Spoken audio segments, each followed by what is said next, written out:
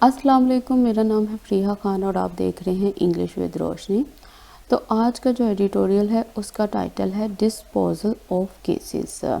तो इस एडिटोरियल में वो क्या बात कर रहा है, वो बात कर रहा है पाकिस्तान के जस्टिस सिस्टम के ऊपर, जिसकी परफॉर्मेंस का अंदाज़ा आसानी से उन नंबर ऑफ केसेस से लगाया जा सकता है जो आज भी पेंडिंग हैं, जिनका आज तक फैसला नहीं हुआ।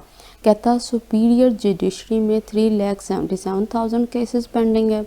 लोअर कोर्ट्स में देखा जाए तो वो 1.8 मिलियन केसेस हैं। और कहता कि यही वो वजूहत हैं जो काफ़ी हैं किसी भी पाकिस्तानी को मायूस करने के लिए पाकिस्तान के जस्टिस सिस्टम से। और एंड में उसने ये बात की है कि एक टाइम फ्रेम जो है वो सेट कर देना चाहिए इन केसेस को सॉल्व करने के लिए, रिज़ॉल्व करने के लिए, इनके फ़ैसले देने के लिए।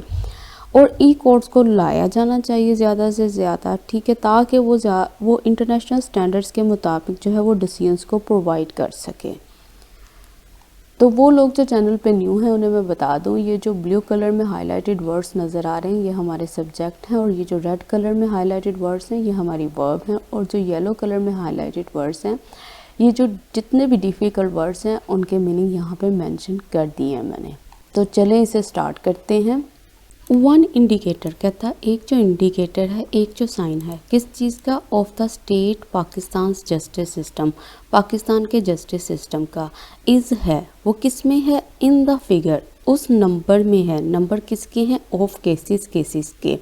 पेंडिंग कहता है जो कि इंतज़ार में है एजुडिकेशन के, वर्डिक्ट के, कोर्ट के फैसले के, इन द कंट्री में।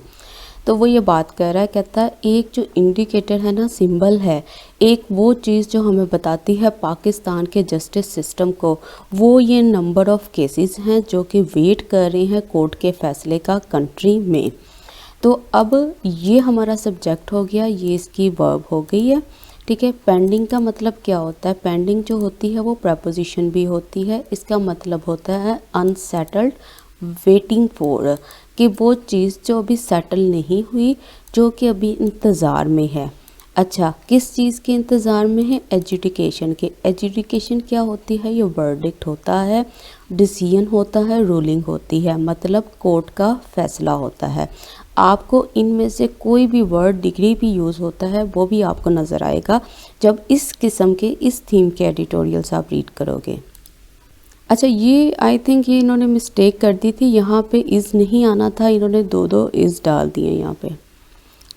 इन अ रीसेंट मीटिंग कहता हालिया मीटिंग में। अच्छा, मीटिंग किसकी थी, ऑफ लगा के बता रहा है, national judicial policy making committee, इनकी कमेटी थी। एक कमेटी में supreme court chief justice Gulzar Ahmed highlighted this issue. जो सुप्रीम कोर्ट के चीफ जस्टिस गुलजार अहमद थे उन्होंने हाईलाइट किया, उन्होंने नज़र डाली दिस इशू, इस इशू के ऊपर। अच्छा, किस तरह से उन्होंने हाईलाइट किया इस इशू को, कॉलिंग अपॉन, डिमांड करते हुए, किससे, हाई कोर्ट से। अच्छा, किस चीज़ के लिए, टू इंश्योर, कि वो पक्का कर दें, किस चीज़ को, टाइमली डिस्पोजिबल ऑफ केसेस को, मतलब वक्त के ऊपर उन केसेस को बंद कर दें। अच्छा, कह रहा है कि हालिया मीटिंग में ना जो national judicial policy making committee थी, ठीक है, इस मीटिंग में जो supreme court chief justice Gulzar Ahmed थे उन्होंने हाईलाइट किया था इस इशू को, डिमांड करते हुए कि जितनी भी हाई कोर्ट्स हैं वो पक्का करें, टाइमली, मौके के ऊपर केसेस को बंद कर दें। तो वो ये बात कर रहा है, ये उसने डिमांड की थी। तो अब ये सब्जेक्ट है, ये इसकी वर्ब है। अच्छा, हाईलाइटेड का मतलब होता है अंडरस्कोर करना, अंडरलाइन करना। अगर आप किसी चीज़ को अंडरस्कोर करते हो या अंडरलाइन करते हो तो आप क्या करते हो, आप सबकी उसके ऊपर नज़र खींचते हो। कॉलिंग अपॉन, देखो इसने दो काम एक साथ किए हैं, ठीक है। जिस वक्त इसने इस इशू को हाईलाइट किया था, इसके ऊपर नज़र डाली थी, उसके साथ ही साथ उसने कॉल अपॉन किया था, डिमांड की थी किसी चीज़ के होने के लिए। तो कॉल अपॉन का क्या मतलब होता है, टू आस्क, आस्क करना या डिमांड करना, दैट के समबॉडी डू समथिंग, कि कोई जो है वो इस काम को करे। तो जब उन्होंने हाईलाइट किया था इस इशू को तो इसके साथ साथ वो डिमांड कर रहे थे कि हाई कोर्ट जो है ना इस चीज़ को पक्का कर दे कि टाइमली, मौके के ऊपर जो केसेस हैं वो बंद हो जाएं। द फैक्ट इज़ दैट, कहता हकीकत ये है कि द बैकलॉग, इस मैसिव, कहता वो जो बैकलॉग है ना, वो जो केसेस हैं वो बहुत ज़्यादा हैं, पर्टिकुलरली कहता ख़ास तौर पर इन द लोअर कोर्ट्स के जो छोटी कोर्ट्स हैं उनमें। ये सब्जेक्ट है, ये इसकी वर्ब है, फिर सब्जेक्ट है, फिर वर्ब है। बैकलॉग क्या होता है? एक्यूमुलेशन मतलब ढेर, जिसको पाइल अप कहते हैं, पाइल भी बोल सकते हैं आप, हीप भी बोल सकते हैं। अक्सर आपने सरकारी दफ्तरों में देखा होगा कि वहाँ पे 1 फाइल 2 फाइल 3 फाइल इस तरह ढेर बने होते हैं। तो वो कह रहा है कि वहाँ पे तो एक्यूमुलेशन है, वहाँ पे तो बहुत ज़्यादा ढेर लगा हुआ है और ये ढेर भी मैसिव है, बहुत ज़्यादा है। और कहाँ पे है? लोअर कोर्ट्स में है। एज़ पर वन फिगर, कहता है एक फिगर के मुताबिक, एक नंबर के मुताबिक ओवर 3,77,000 केसेस आर पेंडिंग।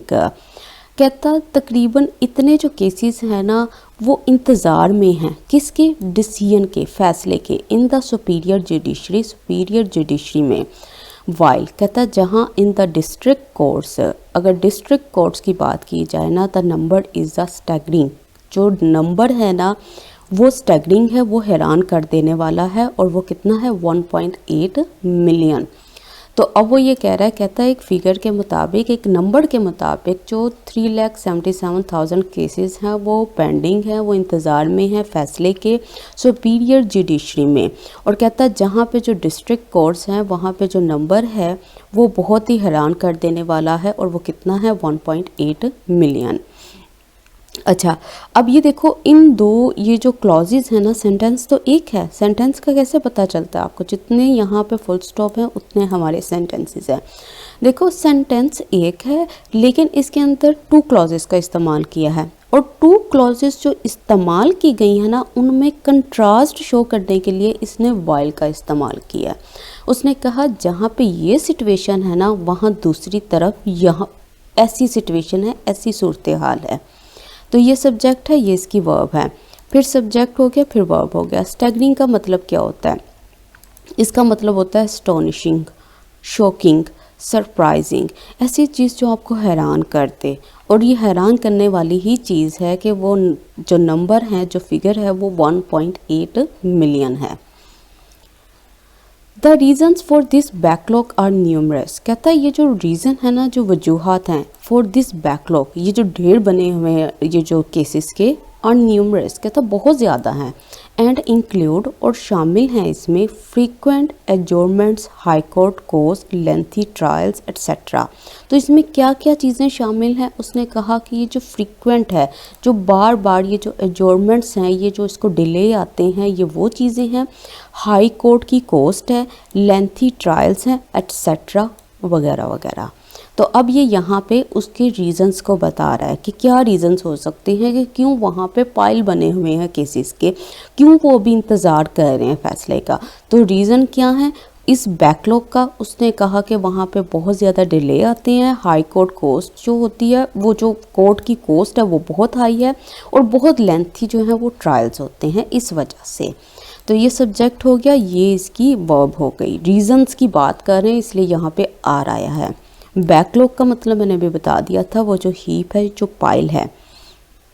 एडजोर्नमेंट्स, इसका मतलब होता है पुटिंग ऑफ, ठीक है, पुट ऑफ कर देना, स्टेप ऑफ भी बोल सकते हैं, डेफरमेंट भी बोल सकते हैं। इन सब का मतलब ये होता है कि आप जो है ना उस चीज़ को डिले कर दो, ठीक है। जिस तरह से ये जो फैसले हैं, ये जो केसेस हैं, उनके फैसले नहीं हो पाते। क्यों नहीं? क्योंकि उसमें डिले आ जाता है, वो पुट ऑफ करते जाते हैं उसको, आज नहीं कल, कल नहीं परसों, जैसे हम लोग भी करते हैं। केसेस आर नोन, कहता है जो केसेस हैं वो जाने जाते हैं, किस चीज़ के लिए? To drag on for decades, कि वो जो है ना वो खींचे जाते हैं कई सदियों तक। एंड एट टाइम्स, और बाज़-ओ-क़ात लिटिगेंट्स, कहता है वो जो ओपोनेंट्स होते हैं ना, जिन्होंने केस दर्ज करवाए होते हैं, हैव पास्ड अवे, कहता है वो तो गुजर जाते हैं, मर जाते हैं, वेटिंग, इंतज़ार करते हुए जस्टिस का। तो वो ये बात कर रहा है, कहता अच्छा देखो उसकी सेंटेंस बनाने की वो जो आर्ट है उस चीज़ को चेक करो कि उसने सबसे पहले वो इशू बताया, फिर उसने उसके रीज़न्स बताए, और उसके बाद उसने उसका रिज़ल्ट भी बताया, और इस तरह से बताया कि उसका फ़्लो जो है वो 1 सेकंड के लिए भी डिस्कनेक्ट नहीं हुआ।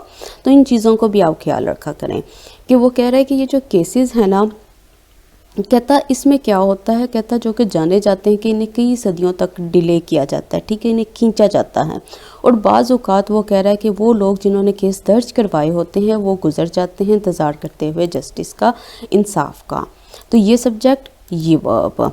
एट टाइम्स का मतलब होता है सम टाइम्स, बाज़ औक़ात, occasionally, from time to time. कहता अक्सर ऐसा होता है, मतलब कि हमेशा नहीं, मतलब अक्सर ऐसा होता है कि वो जो होते हैं उनकी डेथ हो जाती है। लिटिगेंट्स कौन होते हैं? लिटिगेंट्स मतलब ओपोनेंट्स, ठीक है, जो वो ओपोनेंट्स होते हैं जो केस को दर्ज करवाते हैं।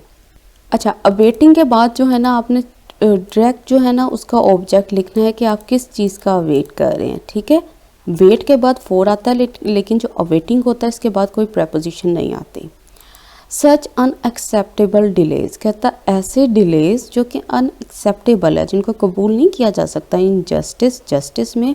रिजल्ट इन, कहता ये जो डिलेज हैं वो रिजल्ट इन होते हैं द कॉमन पाकिस्तानी, उस कॉमन पाकिस्तानी में बिकमिंग, जो कि बन जाता है डिसइल्यूजन्ड, वो डिसअपॉइंटेड हो जाता है विद द जस्टिस सिस्टम के साथ, एंड इंडीड, और कहता बेशक विद द स्टेट के साथ। और इसका दूसरा क्या रिजल्ट निकलता है, ठीक है, ये नताइज बता रहा है कि इन केसेस के डिले होने के। तो वो कह रहा है कि इस तरह के जो आप अनएक्सेप्टेबल डिलेज लाते हो ना जस्टिस में, ये चीज़ें आकर रिजल्ट इन होती हैं, इनका इख्तिताम होता है कि जो कॉमन पाकिस्तानी है वो बन जाता है डिसअपॉइंटेड। और क्या होता है, किससे होता है? जस्टिस सिस्टम से, और कहता साथ ही साथ स्टेट से। डिसइल्यूजन का मतलब होता है, देखो इसके साथ इल्यूजन है, ठीक है, इल्यूजन का मतलब होता है आपने कुछ का कुछ सोचा हुआ है, ठीक है। अगर आप कोई इंसान है, आपने उसके बारे में सोचा हुआ है कि ये इंसान अच्छा है, लेकिन जब आप उसके साथ वक्त गुजारते हो तो आपको पता चलता है कि ये चीज़ अच्छी नहीं थी, वो इंसान अच्छा नहीं था, या ये सिस्टम अच्छा नहीं है। तो वो क्या होता है, वो जो पर्सन होता है वो क्या बन जाता है, वो डिसइल्यूजन्ड हो जाता है, ठीक है। इसका मतलब वो डिसअपॉइंटेड हो जाता है कि अच्छा ये चीज़ वैसी नहीं थी जैसी नज़र आ रही थी। तो डिसइल्यूजन के साथ आपको विद या बाय का इस्तेमाल नज़र आएगा, यहाँ पे विद का इस्तेमाल हुआ है। They also give rise to illegal parallel system. अब ये दे किसके लिए आया है, ये इन डिलेज़ के लिए आया है। कहता है ये जो डिले है ना ये देते हैं राइज को, मतलब ये उठाते हैं, खड़ा करते हैं किसको, इलीगल पैरेलल सिस्टम्स को। उन इलीगल पैरेलल सिस्टम को कौन से, सच एज जैसा कि जिरगास हो गए, ट्राइबल कोर्ट्स हो गई। वाइल कहता जहाँ द वीकनेस, कहता जो कमज़ोरी है ना ऑफ द सिविलियन कोर्ट्स की, हैव अलाउड, वो इजाज़त दे चुकी है राइज को, उठ खड़े होने को, ऑफ क्वेश्चनेबल, ऐसे काबिल एतराज़ फॉर्म्स के कोर्ट्स के, सच एज जैसा कि मिलिट्री कोर्ट्स हो गई, टू ट्राई करने के लिए सिविलियन केसेस को। तो अब वो कह रहा है, कहता है कि ये जो डिलेज होते हैं ये देते हैं राइज, ठीक है, इसकी वजह से इंक्रीज़ होते हैं इलीगल पैरेलल सिस्टम, जैसा कि जिरगास हो गए, ट्राइबल कोर्ट्स हो गई। कहता है जहाँ ये जो कमज़ोरी है ना सिविलियन कोर्ट्स की, इनकी जो कमी है, इनकी जो वीकनेस है, कहता है ये अलाउ करती है इंक्रीज़ होने को ऐसे फॉर्म्स को, ऐसी कोर्ट्स को जो कि काबिल एतराज़ हैं, जैसा कि मिलिट्री कोर्ट्स हैं, ठीक है, जो ट्राई करती हैं सिविलियन के केसेस को।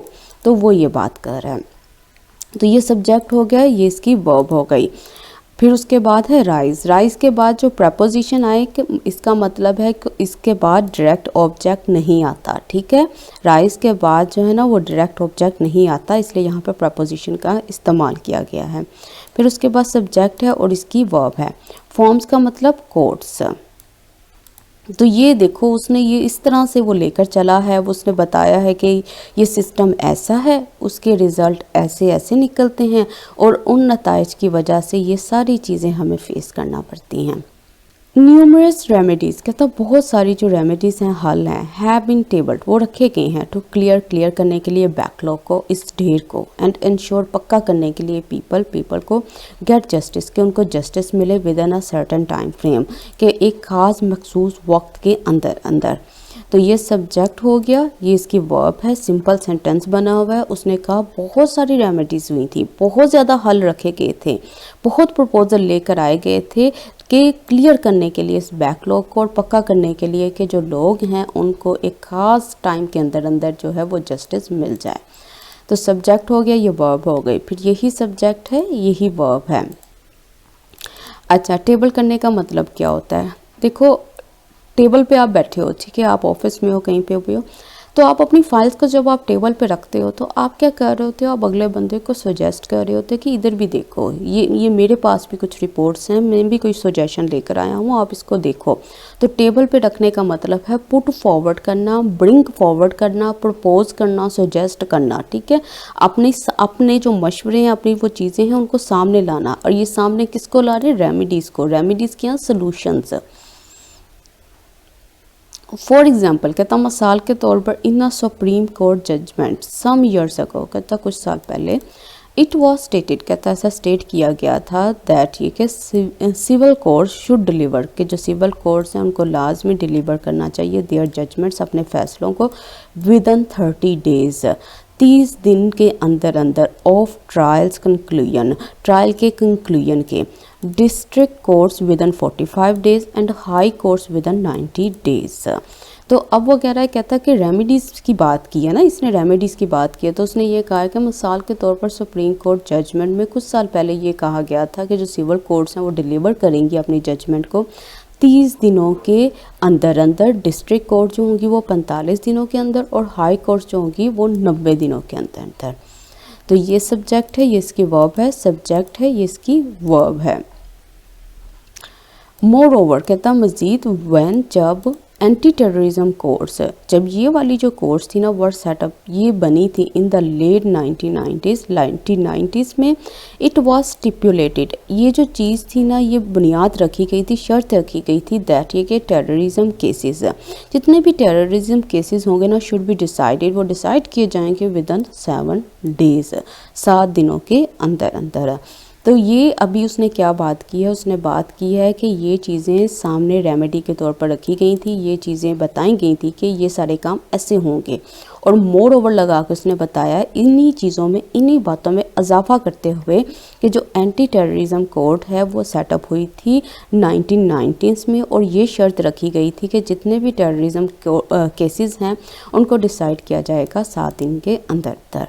तो ये सब्जेक्ट हो गया, ये वर्ब हो गई, फिर सब्जेक्ट, फिर वर्ब। स्टिपुलेटेड का मतलब क्या होता है? इसका मतलब होता है लेट डाउन करना, प्रोवाइडेड, शर्त रखना, इस्टेब्लिश करना, कि कोई काम करने से पहले आपने ये चीज़ें लेट डाउन कर दी, ये प्रोवाइड कर दी, इस्टेब्लिश कर दी, तो उनका मतलब ये है कि आपने ये चीज़ें जो है ना वो शर्त के तौर पर रख दी।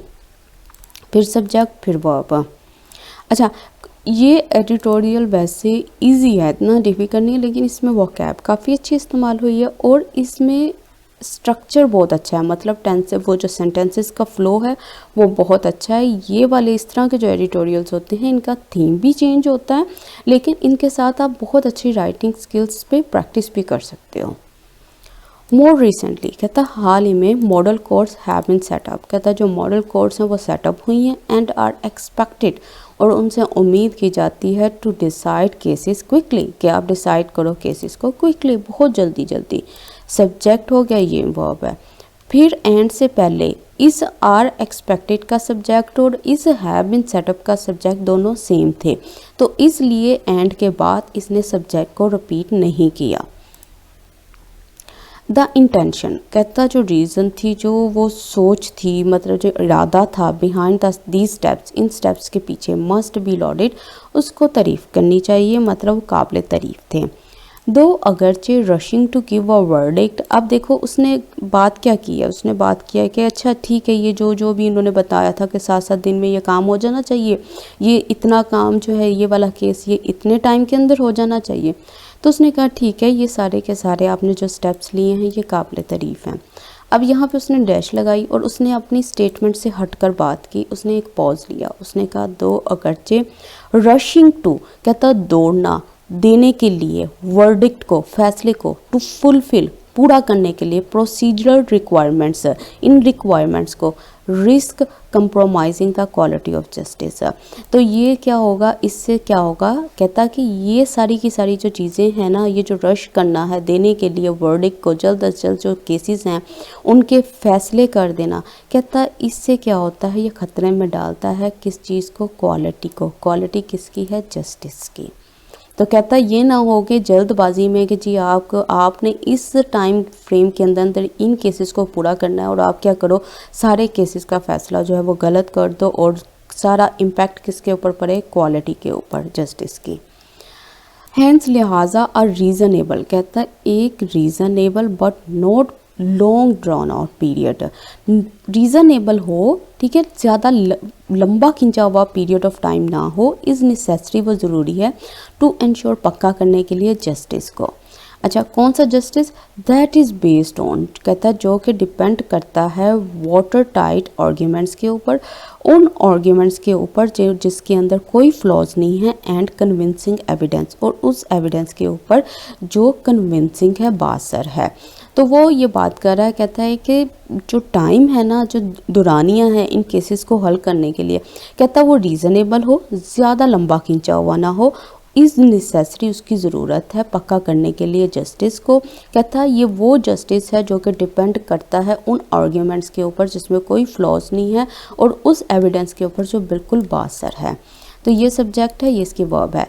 लॉन्ग ड्रॉन आउट का मतलब क्या होता है, इसका मतलब होता है प्रोलॉन्ग, प्रोट्रैक्टेड, मतलब लंबा खिंचा हुआ। वाटर टाइट, अच्छा जैसे वाटर प्रूफ होता है ना, इसी तरह से वाटर टाइट है, इसका मतलब है कि वो आर्ग्यूमेंट्स, वो चीज़ें जिसके अंदर कोई फ्लॉज नहीं है, कोई लूप होल्स नहीं है, कोई खामियां नहीं है। मीनवाइल, इसके साथ ही साथ सॉल्यूशंस, कहता है जो हल है ना, लाइक द ई कोर्ट्स हो गई इंट्रोड्यूस, जिनको इंट्रोड्यूस करवाया गया था लास्ट ईयर, पिछले साल, वेयर जहां litigants, council and court staff can be linked up remotely, कि वहाँ पे ये जो सारे के सारे ये जो लिटिगेंट्स हो गए, काउंसिल हो गई, कोर्ट स्टाफ होगी, वहाँ लिंक्ड अप हो सकती हैं, मिल सकती हैं remotely, must be taken forward, कहता है ये जो सोल्यूशन था ना, इसको आगे लेकर जाना चाहिए। तो ये जो कोर्ट्स बन गई थी ना, कि ये जो ऑनलाइन सारा सिस्टम था, ये उसकी बात कर रहा है। कहता है कि ये जो सोल्यूशन है ई कोर्ट्स का, जो इंट्रोड्यूस करवाया गया था लास्ट ईयर, जहाँ पे लिटिगेंट्स हो गए, ओपोनेंट्स हो गए जो वो दर्ज करवाते हैं केसेस को, कौंसल हो गया, जो लॉयर्स हो गए, कोर्ट स्टाफ हो गया, कहता है ये सारे के सारे लिंक्ड अप होंगे रिमोटली और इनको मस्ट बी टेकन, कहता है ये जो सोल्यूशन है, ये जो हल है ई कोर्ट्स का, इसको फॉरवर्ड करना चाहिए, इसको आगे की तरफ बढ़ाना चाहिए, कहता है ये एक अच्छा सोल्यूशन है। तो ये सब्जेक्ट हो गया। अब ये जो है ये इसकी वर्ब है, फिर ये सब्जेक्ट है, फिर इसकी वर्ब, सब्जेक्ट हो गया, ये इसकी वर्ब हो गई।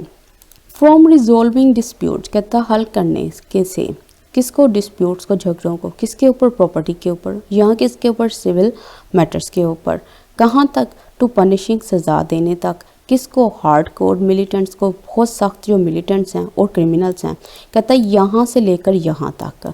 द कंट्री नीड्स, कंट्री को ज़रूरत है प्रोएक्टिव जस्टिस सिस्टम, एक ऐसे जस्टिस सिस्टम की जो प्रोएक्टिव है। दैट डिलीवर्स, जो कि डिलीवर करता है डिसीजन को, फैसलों को, with in a reasonable time frame, एक रीज़नेबल टाइम फ्रेम के अंदर, एंड एज पर, और किसके मुताबिक, इंटरनेशनल स्टैंडर्ड्स के मुताबिक। तो अब वो ये बात कर रहा है, कहता है कि यहाँ से लेकर यहाँ तक कोई फ़र्क नहीं पड़ता कि वो जो केस है वो किसी प्रॉपर्टी के ऊपर है, कोई सिविल मैटर के ऊपर है, या कोई बहुत सख्त जो क्रिमिनल्स हैं उनको सज़ा देने पर है। कहता कोई भी केस ले लो, कंट्री को ज़रूरत है एक ऐसे जस्टिस सिस्टम की जो प्रोएक्टिव हो, जो पहले से एक्टिव हो और जो डिलीवर करे डिसीजंस को एक रीज़नेबल टाइम फ्रेम के अंदर, एक रीज़नेबल ड्यूरेशन के अंदर, और किसके मुताबिक, इंटरनेशनल स्टैंडर्ड्स के मुताबिक। तो ये सब्जेक्ट हो गया, ये वर्ब हो गई, फिर सब्जेक्ट हो गया, फिर वर्ब हो गई। तो आज का एडिटोरियल कंप्लीट हो गया। एडिटोरियल डिफ़िकल्ट नहीं था, लेकिन इसकी थीम चेंज थी, ठीक है। जिस तरह से हम जो मोस्टली जो पढ़ते आए एडिटोरियल, उससे थोड़ा हट के था, और थीम चेंज होने की वजह से ये होता है कि इसके अंदर जो वोकैब होती है वो भी डिफरेंट होती है, इसलिए भी इस एडिटोरियल को लिया गया है। तो इस एडिटोरियल के ऊपर आप अपनी राइटिंग स्किल की प्रैक्टिस ज़रूर कीजिएगा।